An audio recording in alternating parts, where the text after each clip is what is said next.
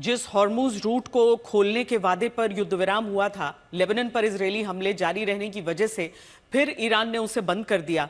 जो चंद जहाज रूट से गुजर भी रहे हैं, ईरान उनसे टैक्स वसूल रहा है। ईरान से के इस कदम के बाद युद्ध विराम पर संकट के बादल हैं।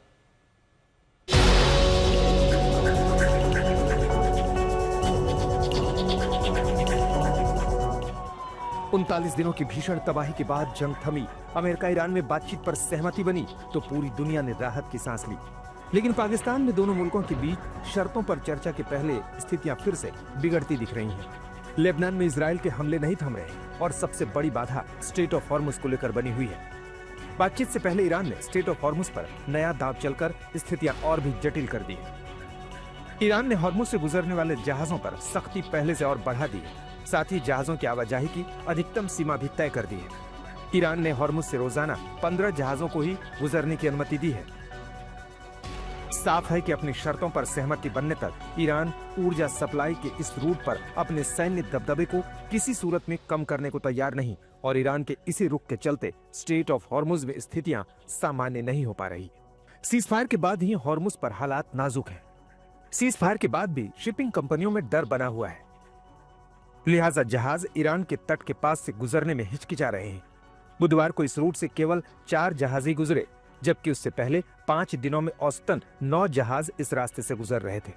शिपिंग इंडस्ट्री के जानकारों का कहना है कि बड़े पैमाने पर जहाजों के कतार में लगने या तैयारी का भी कोई संकेत नहीं है। यानी युद्ध विराम के बाद भी हॉर्मुज की बाधा इतनी आसानी से पार होती नहीं दिख रही है। जानकारों की माने तो लेबनान में जिस तरह से इजराइल हिजबुल्लाह के ठिकानों को टारगेट कर रहा है, राजधानी बेरूत में इजराइल का ताबड़तोड़ हमला हो रहा है, उसे देखते हुए ईरान ने हॉर्मुज पर अपना रुख कड़ा कर लिया है। इसके साथ एक तनातनी इस रूट से गुजरने वाले जहाजों पर ईरान की ओर से वसूले जा रहे टैक्स को लेकर भी है। फाइनेंशियल टाइम्स की एक रिपोर्ट के मुताबिक ईरान हर बैरल तेल पर $1 टैक्स लेने की तैयारी कर रहा है और ये पैसा क्रिप्टो करेंसी में लेना चाहता है। कुछ मीडिया रिपोर्टों में यह भी दावा किया गया है कि तेहरान हॉर्मुज से गुजरने की अनुमति देने के लिए कुछ जहाजों से पहले $20 लाख का टोल वसूल रहा था। हालांकि ईरान अब हॉर्मुज से गुजरने वाले तेल टैंकरों से प्रति जहाज $15 लाख तक वसूल सकता है।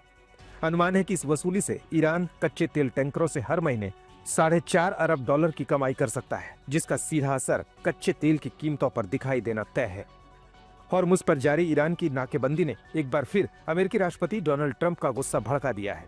ट्रंप ने सोशल मीडिया ट्रूथ पर लिखा, ऐसी खबरें आ रही हैं कि ईरान स्ट्रेट ऑफ हॉर्मुज से गुजरने वाले टैंकरों से शुल्क वसूल रहा है। उन्हें ऐसा बिल्कुल नहीं करना चाहिए और अगर वो ऐसा कर रहे हैं तो उन्हें अभी के अभी इसे रोक देना चाहिए।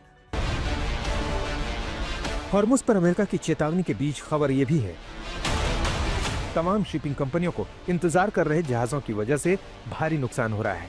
ऐसे में कुछ जहाज संचालक ईरान के साथ बातचीत करने और सुरक्षित मार्गों के लिए लाखों डॉलर तक भुगतान करने को भी तैयार है।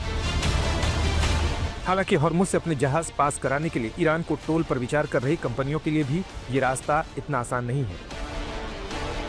कई बड़ी कंपनियों को ईरान के साथ लेन देन में कानूनी जोखिम का डर है, क्योंकि अमेरिका ने ईरान पर कई प्रतिबंध लगा रखे हैं। ये प्रतिबंध किसी तरह की लेन देन की प्रक्रिया को बेहद जटिल बना देते हैं।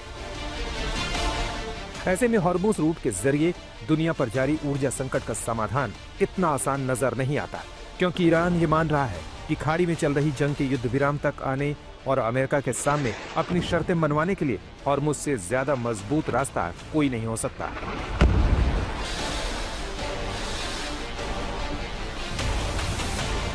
लेकिन ईरान की यही रणनीति युद्ध विराम और स्थायी शांति की कोशिशों को पटरी से उतार सकती है, पूरे मध्य पूर्व को और भी भीषण युद्ध की आग में झोंक सकती है। आज तक ब्यूरो।